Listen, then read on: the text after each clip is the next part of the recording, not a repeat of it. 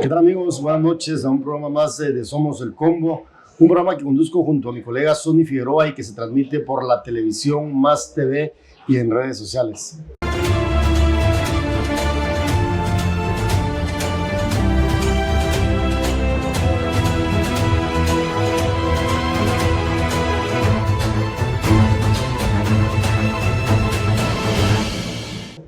Hoy en un programa un poco típico me encuentro solo, debido a algunos compromisos de mi colega Sonny Figueroa.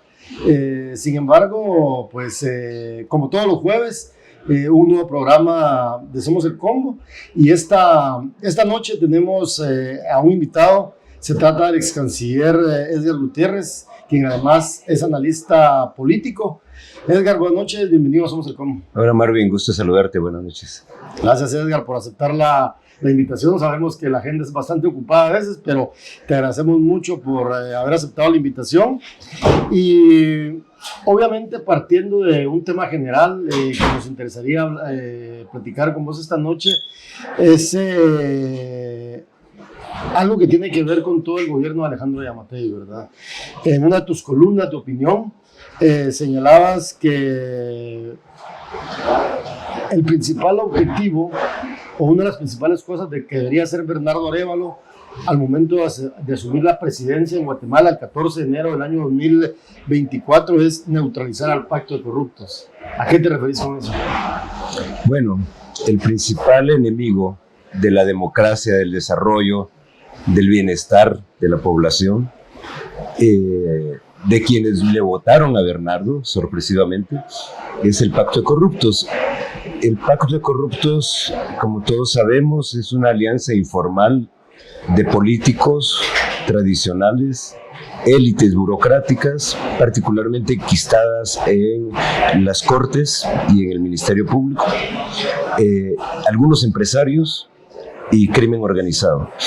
Entonces, y son estos pues los que desde el primer minuto, el 26 de junio, cuando se supo que Bernardo pasaba segunda vuelta, los que reaccionaron y se han dedicado sistemáticamente a boicotear el proceso democrático, al punto que el Consejo Permanente de la OEA decretó, después de la segunda vuelta, que le dio el triunfo definitivo a Bernardo Arévalo, decretó que Guatemala se iba a declarar democracia hasta el momento en que asuma Bernardo Arévalo. Claro.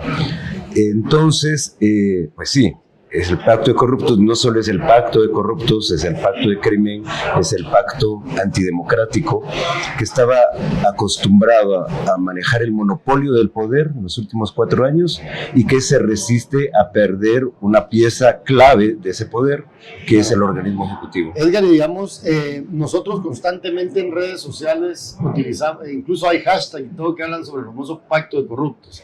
Ya me hiciste una definición en lo que consiste el pacto de corruptos, pero digamos, para explicárselo a la gente que nos está viendo en redes sociales y en el canal de Más TV, en términos generales, ¿cómo podrías definir el pacto de corruptos, más allá de lo que explicaste? Bueno, a ver, hablemos un poco del origen del pacto. El pacto se reúne ante el miedo que les infunde la persecución del crimen y la corrupción por parte de la CICIG y de la FESI de Juan Francisco Sandoval. Recordemos aquellas batidas de 2015, que ya en 2016, 2017 abarca a otros sectores, ya no solo políticos, ya no solo diputados, ya no solo altos funcionarios, sino también comienza a incluir a empresarios, algunos prominentes empresarios. En total se trata de 170 estructuras de corrupción y crimen enquistadas en el Estado o que aprovechan el erario público, donde participaron o donde fueron procesados penalmente cerca de 1 millar de funcionarios públicos de mediana y alta categoría, 6 expresidentes de la República, varios presidentes del Congreso y miembros de Junta Directiva, incluso magistrados de las altas cortes, y alrededor de 60, 70 empresarios. Entonces, con esto lo que estoy es describiendo, graficando a quienes afectó la persecución de las redes de corrupción, y luego cómo estos se reúnen, establecen claramente una estrategia cuyo objetivo es recuperar impunidad y se divide en el trabajo. Claro. El gobierno se dedica, con financiamiento de algunos empresarios, a cabildear en Washington para debilitar el apoyo del entonces presidente Trump a la CICIG. Otros están financiando los netcenteros, claro, ¿verdad? Otros más están fondeando otras iniciativas que van generando polarización en la sociedad, confusión, y tienen éxito. Yo diría un escalofriante éxito en 3 etapas. La primera es que sí, dicho en palabras coloquiales, le dicen a Trump: oye, hazte loco con la CICIG, claro, y nosotros a cambio nos convertimos a Guatemala en un depósito de migrantes. Los migrantes que no quieras, que deseches, mándalos allá con nosotros y te lo damos. Entonces, esa política transaccionista de Trump, que era muy típica de él, es lo que mete la fisura del apoyo bipartidario a la CICIG, y a partir del desmantelamiento de la CICIG comienza la segunda etapa de la estrategia. La segunda etapa de la estrategia consiste en recapturar todas las instituciones de freno y contrapeso del Estado. Tomar el control nuevamente. Tomar el control por las buenas y por las malas. Claro. ¿Verdad? Porque si vamos, por ejemplo, a la Corte Suprema, a Cortes, salas de apelaciones, ya vemos que olímpicamente se han pasado la Constitución por el arco del triunfo. Llevan 4 años ejerciendo de manera ilegal los magistrados. Luego, la Corte de Constitucionalidad, que es la joya de la corona, claro, para que ellos. ahí ponen a algunas de sus principales piezas. Claro, y vamos a ver, la designación de Gloria Porras por parte del Consejo Superior Universitario es enteramente legal y legítima, y el Congreso, en un capricho, otra vez violando la ley, decide no juramentarla, ¿verdad? Estuardo Gálvez, el ex rector de la universidad, que pudo haber sido una pieza del Colegio de Abogados y que era más equilibrado, un día antes de la elección del colegio, donde él era el favorito, lo capturan, ¿verdad? Entonces, así uno tras otro van eliminando todas las piezas incómodas. No querían tener testigos en las cortes. Y bueno, la también designación a todas luces irregular, forzada por la propia Corte de Constitucionalidad de la señora Consuelo Porras, ¿verdad? Entonces, de esa manera, completan ahí sí que el combo, y ya teniendo el control, se dedican a perseguir, ¿verdad? Que esa es la tercera etapa de la estrategia. Claro, y digamos, si uno analiza el tema de cómo el pacto de corruptos logra reconfigurarse, con todo lo que me estás explicando del control de las instituciones, que es un tema sumamente grave, ¿verdad? Yo me recuerdo que en una ocasión me encontré a un exdiputado de la Gran Alianza Nacional, Gana. ¿Te recuerdas de la Gana? Claro, claro. Y dice: Marvin, nos vamos a vengar de todos y cada uno de los que apoyaron a la CICIG. Y pareciera ser que la receta se está cumpliendo, los planes se están cumpliendo de acuerdo a como ellos lo planificaron. ¿Por qué? Hay periodistas exiliados, exfiscales exiliados,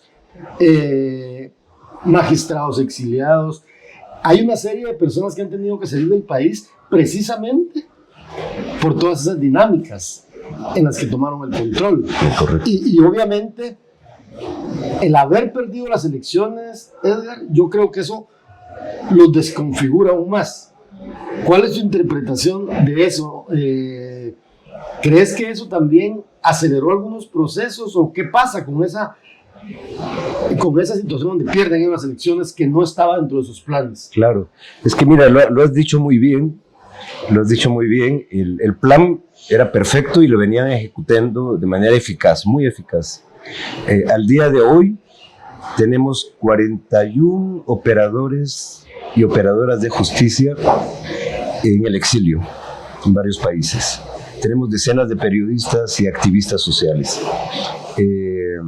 En total, mi estimación es que unos 100, 150 de estos que apoyaron la lucha contra la impunidad y la corrupción han tenido que abandonar el país. Y bueno, tuvimos ya 6 fiscales presos, Claro. un periodista que permanece ahí. Y claro, tenían todo sobre la mesa para ganar el 25 de junio. Y mira la manera como operan. Primero, todos aquellos incómodos van para afuera. Si en febrero de este año Telma Cabrera y Jordán Rodas aparecían encabezando las encuestas internas de ellos, para afuera. Si más adelante Roberto Arzú, que también con un discurso bastante antisistema, comienza a subir en la preferencia del electorado, afuera. Y por último, Carlos Pineda, que ya apareció pues en la encuesta de Prensa Libre del 2 de mayo, afuera. De manera que esto no lo hicieron a lo Daniel Ortega, ¿verdad? Que encarcelaba a todos los opositores. Lo querían hacer un poco más fino, digamos. Más fino, Sí. ¿verdad? No, sí, ¿cómo que no hay democracia? Si hay más de 20 partidos compitiendo, etcétera. Hay elecciones libres. Por supuesto, y todo lo tenían previsto. Es más, cuando el gobierno empieza a hablar de fraude el día 26, es porque no entienden cómo su fraude no les funcionó. Exacto. ¿Verdad? Exacto. ¿En qué consistía el fraude del gobierno? Consistía en desplazar poblaciones a las que a cada persona le pagaban 1,000 quetzales por voto. Estas personas llegaban a los municipios, depositaban la boleta ya marcada y como prueba ellos devolvían la boleta en blanco, ¿verdad? Entonces, entregando boleta en blanco, les pagaban la plata. Claro. Pero ¿qué pasó? Que los alcaldes comenzaron a sentirse inquietos porque dijeron, aquí nosotros no controlamos y quién sabe si estos nos van a voltear la tortilla.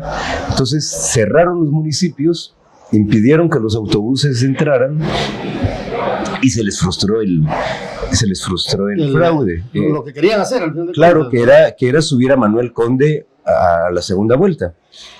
Entonces, los encargados del traslado de los votantes, los coordinadores, no dijeron nada. Porque si ellos dicen, miren, no pudimos ejecutar el plan, no les pagan a ellos tampoco. Ok, sí, claro. Entonces, queda todo bien cubierto y por eso la sorpresa. Sí, la sorpresa que no se la esperaban. No se la esperaban. Edgar, ¿cuáles deberían de ser de las primeras acciones de Bernardo Arévalo al llegar al poder? Bueno, mira. Si lo dejan asumir, pues. Bueno, es que ese es otro capítulo, ¿verdad?, de esta historia, porque lo están hostigando todo el tiempo. La persecución penal es implacable contra él y contra su gente. Entonces, mi apuesta es que sí va a asumir, Okay. pero va a ser cuesta arriba. O sea, se la van a hacer difícil. Va a tener que sudar en estos meses. ¿Y qué debería hacer él como primeras acciones? Bueno, primero, para responderte esto, te voy a decir lo que creo que podría hacer en el periodo de la transición. Creo que tiene que manejar 3 transiciones a la vez. La menos importante, porque es la más frívola, es la transición con el gobierno. Simplemente el gobierno no les va a dar información, porque darles información significaría casi que ponerse las esposas. Claro.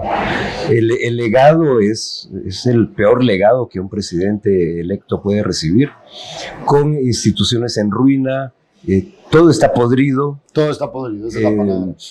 Entonces, a ver, tiene que manejar esa transición, pero al mismo tiempo tiene que buscar la información real de cómo están las instituciones, cómo es el tejido de corrupción que está operando todavía hoy en el país.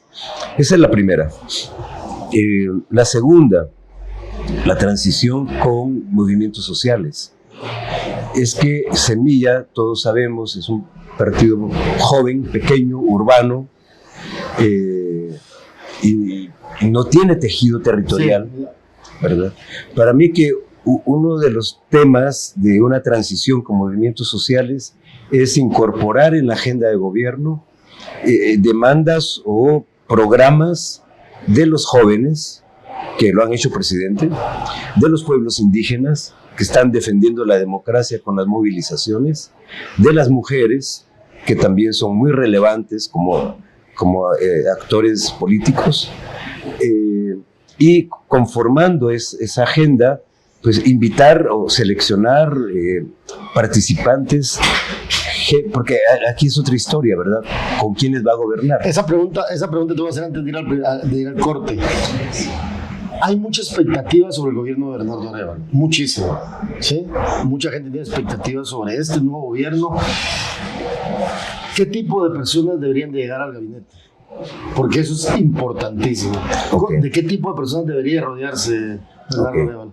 Dame un segundito para terminar la anterior idea y retomamos esto que es muy importante. Okay. Entonces, mira, para mí que la primera concertación tiene que ser con la sociedad civil de cada departamento, o las sociedades civiles, porque son diversas, y decirles desde ya, miren, la ley me da la facultad a mí de nombrar gobernadores a propuestas de la sociedad civil. La ley me dice que es una terna, y yo selecciono de la terna. Yo les pido a ustedes que se pongan de acuerdo y me pongan uno nada más. Y con este uno comenzamos ya una transición real en los territorios, claro, ¿verdad?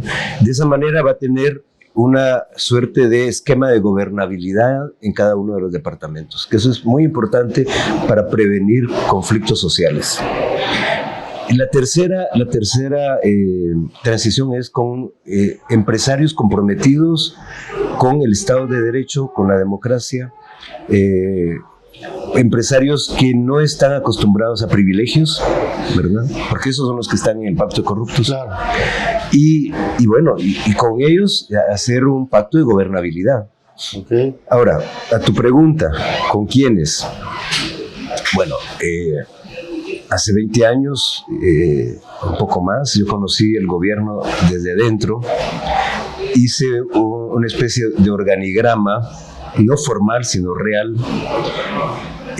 ¿Cuánta gente necesitas para gobernar? Gente que debe tener 3 cualidades: capacidad técnica, capacidad política para operar y confianza, ¿verdad? Que se apegue, que sea disciplinada con tus principios como gobierno, lo que espera la gente de ti. Ok, vamos a seguir platicando en el segundo bloque de esto. Okay. Esta noche nos acompaña el ex canciller Andrés Gutiérrez, quien además es analista político. Analizamos todo el tema relacionado a la coyuntura del país y sobre todo las primeras acciones que debería tomar el señor Bernardo Arévalo, quien debe asumir la presidencia el próximo 14 de enero. Vamos a un corte y regresamos en breves momentos.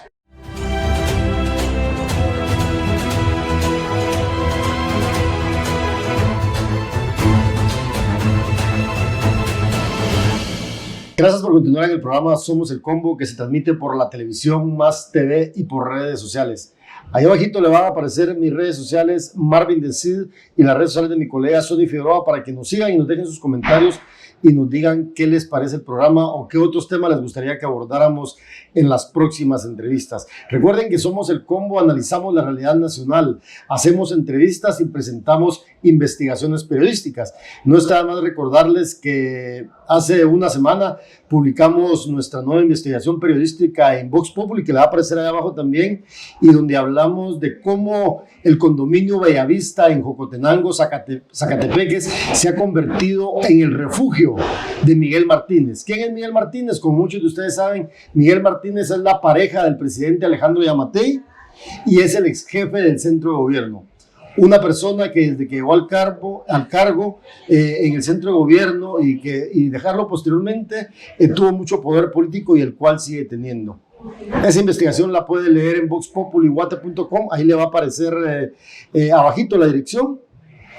Y esta noche, como en otras ocasiones, tenemos un invitado aquí en la entrevista del jueves, y se trata del ex canciller Edgar Gutiérrez, quien también es analista político. En el primer bloque hablamos sobre todo el tema de la coyuntura, el tema del pacto de corruptos, cómo esto ha influenciado en la política nacional y cómo nos ha afectado a los y las guatemaltecas.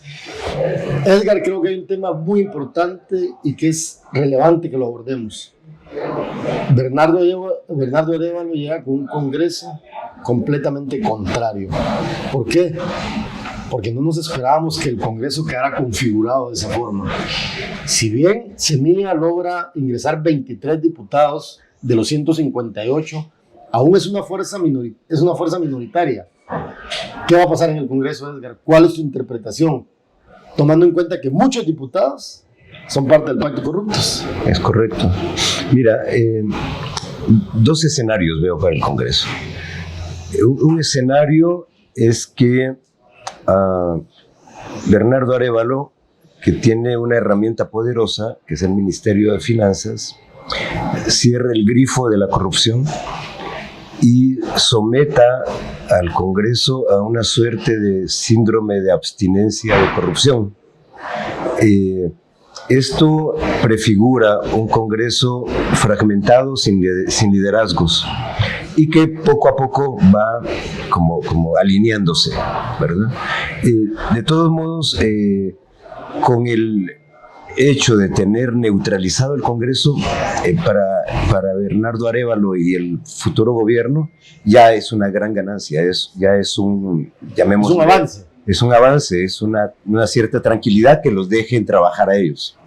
Ahora, el otro escenario es más complicado, porque en el otro escenario el Congreso puede ser empleado como una herramienta que sofoca al gobierno.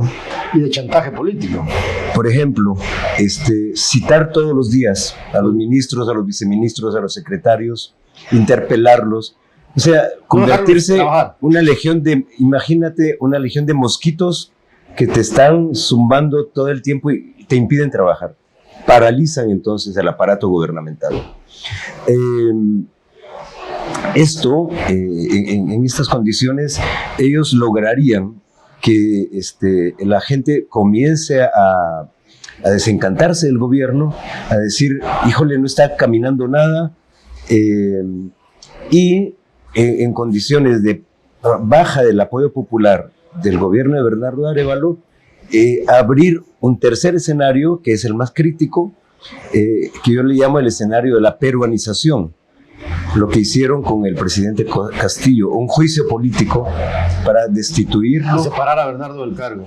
Y que el Congreso, a fin de cuentas, sea el que elija al próximo presidente y vicepresidente. Claro, entiendo ese punto. Yo creo que lo hemos analizado nosotros con distintos colegas, que es un escenario que no puede estar alejado de la realidad. Lo que este último análisis que hacías, realmente eso sería preocupante. Obviamente, el Congreso lo tiene completamente contrario Bernardo Arévalo. ¿Qué debería hacer entonces Bernardo Arévalo políticamente para evitar lo que me estás analizando? Para evitar precisamente ese tipo de situaciones. Es que, a ver, ¿cuál es la premisa para que el Congreso se organice en contra del gobierno de Arévalo? La premisa es que les están pasando sobres con cash bajo la mesa o bajo la curul, y con ese incentivo lo están comprando. No, están comprando el Congreso, pero están hostigando al gobierno, ¿verdad? Al futuro gobierno. Ahora, la gran pregunta es, ¿quién tiene la suficiente plata para hacer todo esto? Y el interés de hacerlo. Esa pregunta habría que explorarla, ¿verdad? Claro, pero que también nos puede llevar hasta el pacto de corruptos otra vez. De nuevo, porque quienes amasaron fortunas durante estos últimos 3, 4 años, pues ahí vas a encontrar a aquellos interesados en proteger su impunidad y en hacer fracasar al gobierno de Bernardo Arévalo, votándolo legalmente mediante un juicio político, retoman el control del Ejecutivo y siguen en la fiesta de la corrupción. Claro. Y Edgar, ¿el gobierno de Bernardo Arévalo podría gobernar solo con acuerdos gubernativos? Sí, perfectamente. Es decir, hay reformas de carácter administrativo e institucional que no requiere ir al Congreso. Lo que la gente está esperando, por ejemplo, es que los procesos de licitaciones, adjudicaciones sean transparentes, obras de buena calidad, con una adecuada supervisión, y que la maquinaria del Estado vuelva a recuperar capacidades de prestación de servicios de salud, de educación, de infraestructura básica, de seguridad, y para eso no necesitan el Congreso, ¿verdad? Entonces, si logra poner en marcha la máquina y dar resultados de corto plazo, va a tener el apoyo popular y el pacto de corruptos va a quedar rezagado. Claro. Edgar, ¿qué consejo le darías a los diputados de Semilla? Tomando en cuenta que también ahí tenemos otra característica bien relevante que es importante mencionar, la inexperiencia. Gente muy joven, sin experiencia política, porque precisamente nadie, ni el más positivo de los analistas políticos, ni el más positivo de Semilla, esperaban que Semilla fuera a meter 23 diputados, y menos que Bernardo Arévalo pasara una segunda vuelta, porque eso ninguno lo esperaba. Y partiendo de ese punto, Semilla lleva diputados con muy poca experiencia, pero si se analiza del otro lado, hay diputados con experiencia de muchos años en el Congreso, con cintura política, como se dice, diputados vinculados a las mafias, al pacto de corruptos. ¿Qué consejo le darías a los diputados de Semilla? Bueno, mira, primero aceptar que no lo saben todo. Segundo, levantar la mirada a otras experiencias muy cercanas. Yo procuraría acercarme a los diputados del presidente Boric de Chile. Hay diferencias, pero hay similitudes también entre un equipo joven, inexperto, que entra a batear un Congreso con fuerzas muy duras de extrema derecha. Yo diría, por otro lado, que aprendan también de la experiencia de Colombia.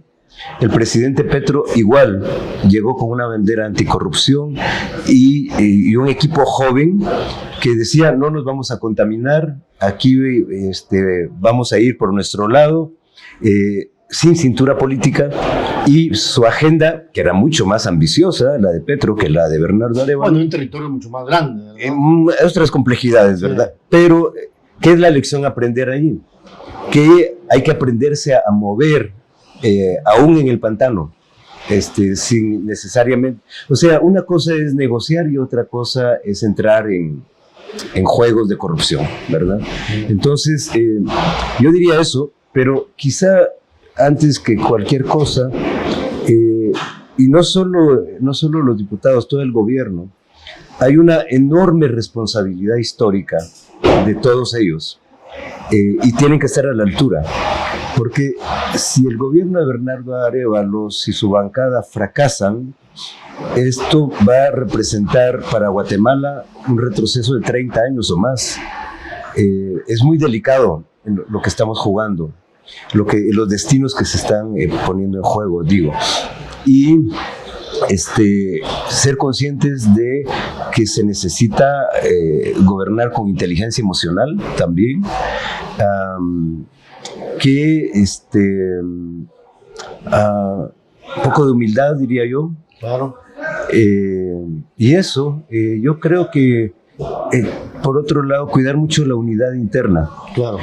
Mira, la experiencia de la política latinoamericana te habla de dos tipos de partidos. Los partidos ideológicos que tienden siempre a dividirse, ¿verdad? Hay un grupo que lleva, digamos, la dirección, que es más moderado, y otro grupo que es más radical. Y al cabo terminan rompiéndose. Y hay otro modelo de partidos, que es como los peronistas, sí, o el viejo PRI. Sí, son más institucionalizados. Más institucionalizados, pero son más juegos de poder. Sí. Pero ahí abarcas desde extrema izquierda hasta derecha. Sí, sí, sí. ¿Verdad? Cierto. Y no se rompen, sí, porque el juego de los intereses los mantiene unidos. En el caso de Semilla es diferente, porque es un partido ideológico, puede ser. Es un partido que no conoce el poder, va a tener que aprender a conocerlo y a manejarlo, pero lo que pesa sobre los hombros de estos muchachos y muchachas, la mayoría, es la responsabilidad que si lo hacen mal, que si no cuidan el voto ciudadano que les encomendaron, la vamos a pasar mal todos. Aunque llevan diputados con experiencia, ¿verdad? Uno que otro. Con experiencia. Por ejemplo, está el caso de Jonathan Mencos ahí, que yo creo que incluso fue candidato a la vicepresidencia. Hay otros candidatos que ya otros diputados que sería su segunda legislatura. Claro, el caso de Samuel, el caso de Andrea Villagrán. Exactamente. Sí. Digamos, ¿cuál debería ser el papel de estos diputados con más experiencia y de las personas como en el caso de Jonathan Mencos, tomando en cuenta que ellos tienen más experiencia política? Conducir, ¿verdad? Conducir con moderación, tener vasos comunicantes siempre con el Ejecutivo, analizar qué es posible, qué es viable, qué es factible. Todo el programa no se va a cumplir. Entonces, el mínimo para que el paso que dio la población el 25 de junio y ratificó el 20 de agosto no se pierda. Claro. Que no den pasos en falso, que nos lleven otra vez al abismo. Edgar, ¿y cuál sería tu mensaje? Porque obviamente, queramos o no queramos, hay actores políticos en el Congreso que van a jugar un papel preponderante, ¿verdad? Y diputados con más experiencia. ¿Cuál sería tu mensaje para los otros diputados? Bueno, hay diputados que no se van a salvar, ¿verdad? Que les vas a decir... Sí, pero hay un grueso de diputados. Los diputados nuevos son la mayoría. Son más de 100 los diputados nuevos. Y hay diputados que no necesariamente están comprometidos con el crimen ni la corrupción. Entonces, yo diría a estos diputados que incluso no se unieron al pacto de corruptos en este boicot contra la democracia, yo les diría que asuman su rol como su responsabilidad como diputados y aprendan a negociar y a llevar una agenda que dé gobernabilidad al país y que permita que la gente que más está sufriendo condiciones de pobreza extrema, pueda salir adelante, particularmente diputados distritales. Claro, es que ahí es donde está también el grueso de diputados que pudieran generar cambios, ¿verdad? Así es. Entonces es sumamente relevante. Obviamente, digamos, cuando uno analiza cómo quedó configurado el Congreso, a mí por rato se me ponen los pelos de punta, como decimos, ¿verdad? Porque creo que nadie se esperaba que esto pasara, ¿verdad? Por ejemplo, que el partido oficial llevara más de 40 diputados, ¿verdad? Y eso, ¿cómo configura las fuerzas en el Congreso también, según tu análisis? Bueno, a ver, los diputados de Vamos van a necesitar un liderazgo. Como están, no lo tienen, y el que puede ejercer de líder es un mal líder. No va a dar. ¿Quién es? Que fue presidente del Congreso. Alan Rodríguez. Alan Rodríguez. Él es el que quiere asumir el liderazgo. Yo creo que no le va a dar. Yo creo que efectivamente estos son diputados que llegaron allí porque sí funcionó el clientelismo. Claro, ¿verdad? esa es la mejor muestra, ¿no? Esa es la muestra, los millones que metieron ahí. Y hay otros diputados de lo que se llamó partidos satélites, ¿sí?, que también fueron financiados por el oficialismo para entrar por distintas fuerzas, reagruparse en el Congreso. La propia UNE, habría que ver qué futuro tiene la UNE. Sandra Torres se va a lanzar a una cuarta candidatura. Yo lo veo difícil. Y en la UNE misma hay fuerzas que son mucho más razonables, mucho más pragmáticas. Y entonces yo creo que sí, el partido de gobierno próximo va a tener que ser su mapa de poder en el Congreso y ver con quiénes se puede ir trabajando, ya no a nivel de bloques, sino a nivel de personas, en lo individual. Porque es la única manera como van a lograr ampliar sus alianzas. Ok, la última pregunta antes de ir al siguiente corte. Chile Rivera otra vez presidente del Congreso. ¿Tiene los votos? Sí, tiene los votos, podría ser. Es una buena operadora, es hábil. La tradición ha sido que la presidencia, la junta directiva del Congreso se deja al gobierno nuevo, ¿verdad? Pero estamos en una situación inédita en muchos sentidos, así que no vamos a esperar que se repita ese respeto que se tuvo en los últimos gobiernos o en las últimas legislaturas. Ok. Bueno, esta noche en Somos el Combo entrevistamos al ex canciller de Guatemala, Edgar Gutiérrez, y analista político, quien nos hace un análisis sobre cómo va a estar conformado el Congreso a partir del 14 de enero del año 2024. ¿Qué es lo que debe hacer el nuevo gobierno? ¿Cómo se deben hacer las negociaciones políticas? ¿Qué nos espera como guatemaltecos de cara a los próximos 4 años? Y todo lo que pueda suceder en el organismo legislativo. Vamos a un corte y regresamos en breves momentos en Somos el Combo.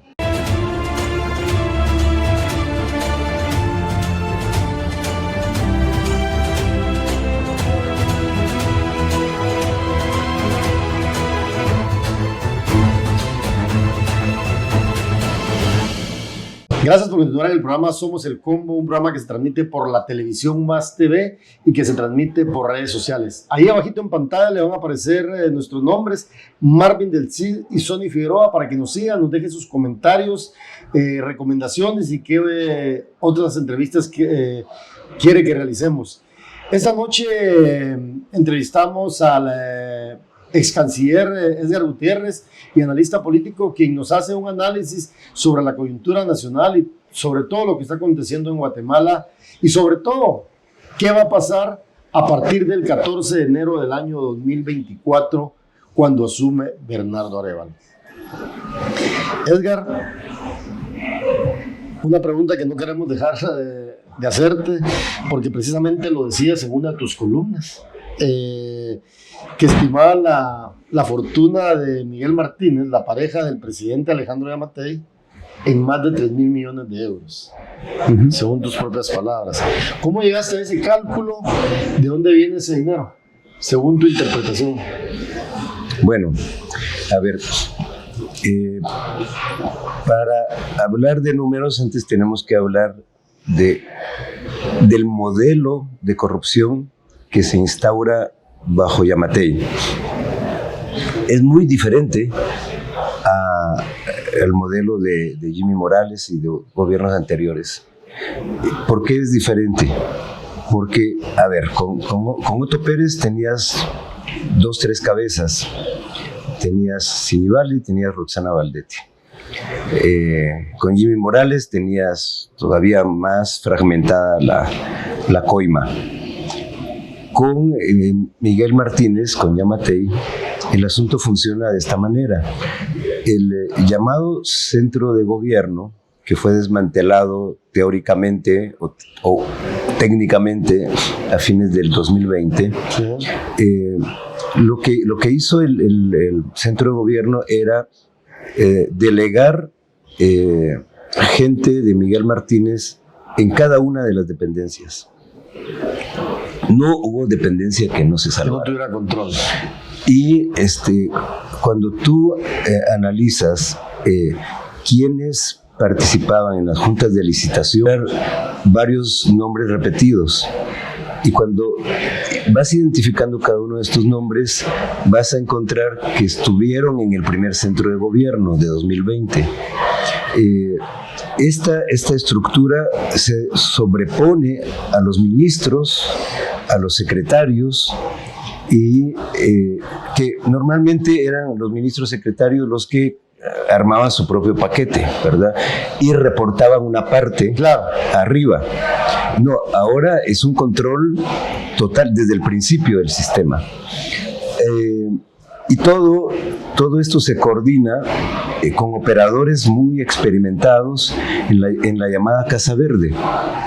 La famosa Casa Verde, la de Alejandro Sinibaldi, que precisamente, solo para recordarle a los televidentes, es una investigación que nosotros publicamos en Vox Populi, donde demostramos que la famosa Casa Verde, una casa extinguida por el Estado al exministro de Comunicaciones Alejandro Sinibaldi, es utilizada como centro de operaciones por Miguel Martínez, funcionarios de gobierno y personas afines a Miguel Martínez. Está ampliamente documentado en Vox Populi, tal y como Edgar lo dice. Ustedes pueden leer esa investigación periodística ahí, abajito les va a aparecer voxpopuliguate.com. De hecho, la semana pasada nosotros hicimos el programa dedicado al enriquecimiento de la familia de Miguel Martínez y mencionábamos precisamente esto, Edgar, y le decíamos a Miguel Martínez que de qué se queja si él utiliza la famosa Casa Verde ubicada en la zona 10 a un costado del Ministerio de Salud en la esquina como su centro de operaciones. Pero por supuesto que eso no lo dice, ¿verdad? Pero retomando, disculpa que te haya interrumpido, pero era necesario hacer esta aclaración. ¿Cómo entender el poder político de Miguel Martínez? Entendemos, nosotros lo decimos abiertamente también, que es la pareja del señor Alejandro Yamatei, lo hemos dicho y lo sostenemos, pero ¿cómo entender de que él se convirtió en uno de los líderes del partido oficial? Tuvo el control. Incluso Miguel Martínez es el responsable en gran medida de la ruptura entre el vicepresidente de la República, Guillermo Castillo, y el presidente Alejandro Yamatei. ¿Por qué este personaje tiene tanto poder? Fuera Alejandro Yamatei. O sea, la fuente de poder de Miguel Martínez es Yamatei. Y Yamatei le entregó el gobierno entero. Su minita de oro, como decimos. Total. Y como digo, ni siquiera era que tenías ministros con peso propio. No, todo lo manejó. El gobierno de Yamatei en realidad debería llamarse el gobierno de Miguel Martínez. Él ponía y quitaba ministros, él lo controló todo. O sea, mira, los cálculos más serios del Banco Mundial sobre el tamaño de la corrupción presupuestaria es 36-37% del presupuesto. Eso es lo que se va en corrupción. Impresionante. Y cuando tú ves cuánta plata se concentró allí, yo creo que el equivalente a 3,000 millones de euros nos quedamos cortos. Porque fue demasiado. O sea, demasiada plata. Considera adicionalmente que tuvimos desde 2020-2021 los presupuestos extraordinarios más altos de la historia por la pandemia. Claro. Y que en gasto social no se fue nada. O sea, abandono de escuelas, abandono de centros de salud, de hospitales, carreteras hechas trizas. Sí. O sea, todo es un esquema de corrupción que exigía a los contratistas, 25% de comisión por adelantado. Negociaban, quedaban 20%. Pero para ir haciendo los desembolsos, que ahí es donde viene la trampa, ¿verdad?, de la administración pública, te doy el siguiente desembolso si tú compras el cemento en este lugar. El siguiente si compras el hierro acá. Y estos establecimientos comerciales a su vez estaban siendo chantajeados por este esquema de corrupción. O sea, ¿te das cuenta? Exprimieron la vaca como nunca. Sí, es un caso bien delicado. Obviamente podríamos seguir hablando del señor Miguel Martínez. Nosotros en Vox Populi hemos documentado algunas cosas, hemos tratado de documentar con evidencia, como lo hacemos en Vox Populi siempre. Incluso hay un famoso reportaje por ahí en Vox Populi que seguramente lo leíste, como lo leyeron muchos de nuestros televidentes y lectores, el famoso negocio de la Chapultepec. Claro. La famosa franquicia mexicana que nace en Guadalajara y que se ha extendido por varios países, pero resulta que esa solo para hacerle, digamos, un recuerdo a la gente de cómo y para apoyar tus palabras de cómo esta persona se ha enriquecido. Esta persona se le da la franquicia, la compra un empresario de la industria farmacéutica y se la da a Miguel Martínez. Y lo más irónico de todo esto, que dos de los mejores amigos de Miguel Martínez operan la parte financiera. Eso solo por poner un ejemplo de los múltiples negocios que ha hecho el señor Miguel Martínez. Sí. Y que sale a quejarse diciendo que se le ataca, que se le cuestiona. Pues se le va a seguir cuestionando. Y como decimos, va a llegar el momento en que él, Yamatei y toda la gente que le ha hecho daño al país van a tener que rendir cuentas. En términos generales, Edgar, hay muchas preguntas que yo te quisiera hacer, porque la verdad es que hay mucho por hablar.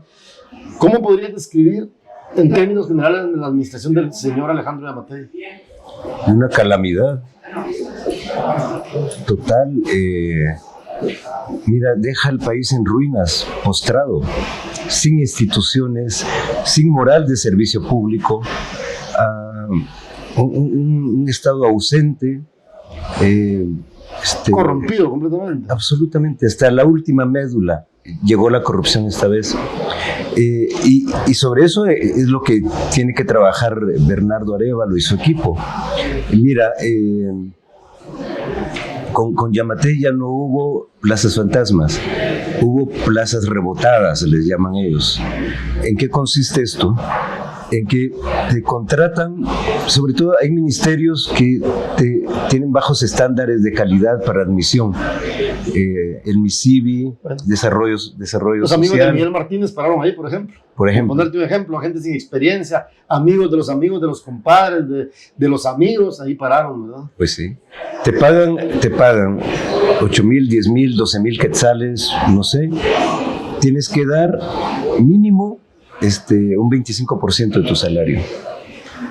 Lo pones en un sobrecito y lo entregas al encargado. Si tú no lo entregas, si te atrasas, si te han pedido 5,000 y entregas 4,000 porque tuviste una emergencia, ese fin de mes te llega la cancelación de tu contrato. Así. Entonces, por eso hablo de una moral de servicio público por los suelos, porque ni siquiera a la gente que trataron de favorecer lo hicieron bien, con lealtad, ¿verdad? Claro. Entonces sí, es una calamidad esto que nos ha pasado.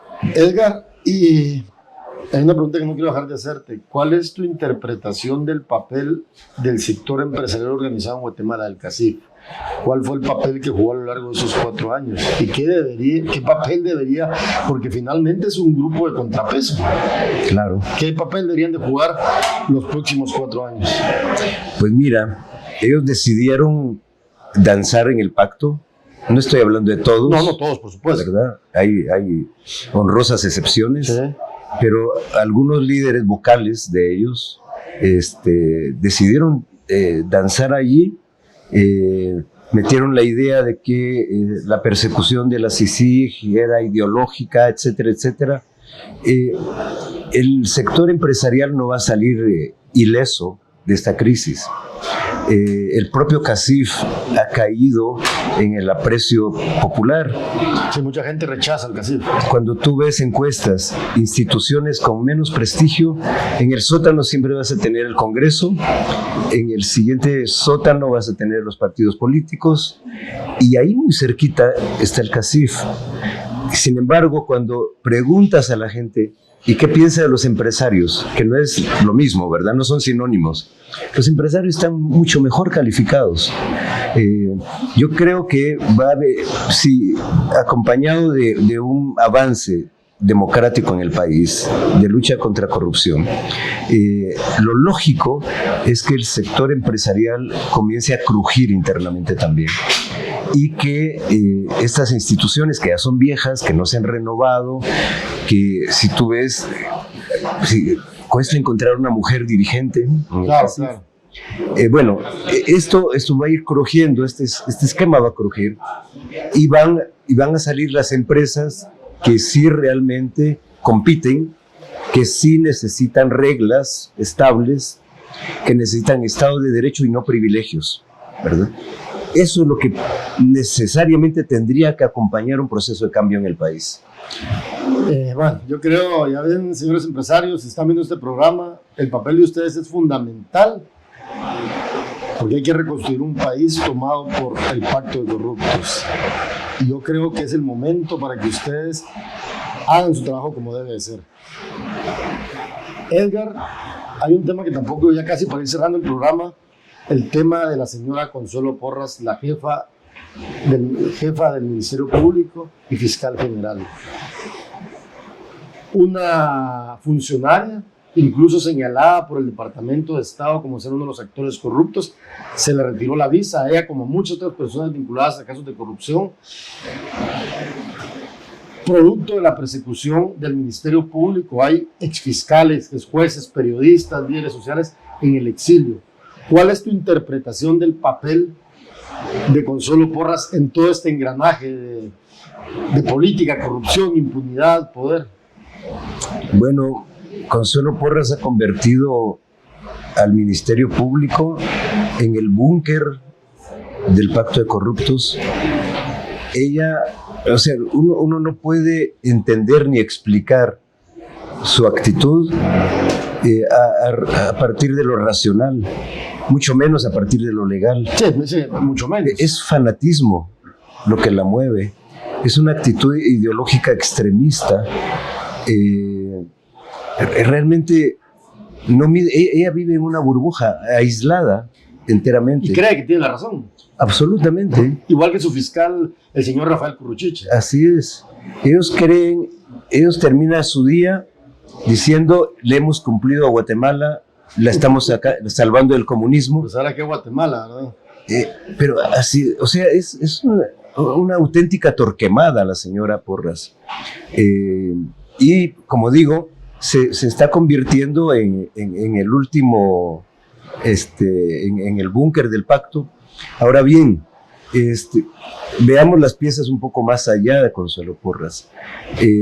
Consuelo Porras, como fiscal, le corresponde, si quiere hacer su papel, aunque sea tan malo, tan nefasto para el país, el Ministerio Público, los fiscales, para llevar a cabo esa persecución política, necesitan bailar tango. Y para bailar tango necesitas dos. Claro. Entonces necesitas jueces, necesitas magistrados. Y ahí las piezas están más flojas, ¿verdad? Entonces, si se recupera la dignidad y el compromiso con la ley de los jueces, de los magistrados, y le dice: señor fiscal, señora fiscal, mire, esto que usted está diciendo no tiene ni pies ni cabeza, esto no se sostiene, o investiga bien, o por favor no me haga perder el tiempo, ¿verdad? Yo creo que el sistema se puede ir reacomodando de esa manera. Okay. Y ella quedar aislada enteramente. Y esto va con mi última pregunta antes de finalizar el programa. ¿Debería renunciar la señora Consuelo Porras? Además, el señor Bernardo Arévalo ya le pidió su renuncia y se la va a pedir a partir del 14 de enero. Bernardo lo dijo aquí en Somos el Combo, en una entrevista que le hicimos en este programa, que le iba a pedir su renuncia. ¿Qué debería hacer, así en breve, para finalizar el programa, qué debería hacer la señora Consuelo Porras? ¿Renunciar antes de que le pidan la renuncia? ¿Irse? ¿Qué debería hacer la señora? Mira, una cosa es lo que debería de hacer. Ya tuvo que haber renunciado. No se tuvo que haber presentado para una nueva nominación. Entonces, lo que debería hacer está fuera de la realidad. La realidad es que ella va a morir con las botas puestas, como se dice en buen chapín, no va a hacer caso, y por todas las ilegalidades y abusos de autoridad que ha cometido, corresponderá en última instancia a la Corte de Constitucionalidad destituirla. Y que rinda cuentas. Y que rinda cuentas. Bueno, esta ha sido la entrevista con el ex canciller de Guatemala, Edgar Gutiérrez. Gracias por estar en sintonía de Somos el Combo, un programa que conduzco junto a mi colega Sonny Figueroa y que se transmite por el canal Más TV y en las redes sociales. Ahí abajito le van a aparecer nuestros nombres, Marvin del Cid y Sonny Figueroa, para que nos deje sus comentarios, que nos diga qué le parece el programa y qué otras entrevistas quisiera que hiciéramos. Pasen buenas noches y gracias por la sintonía.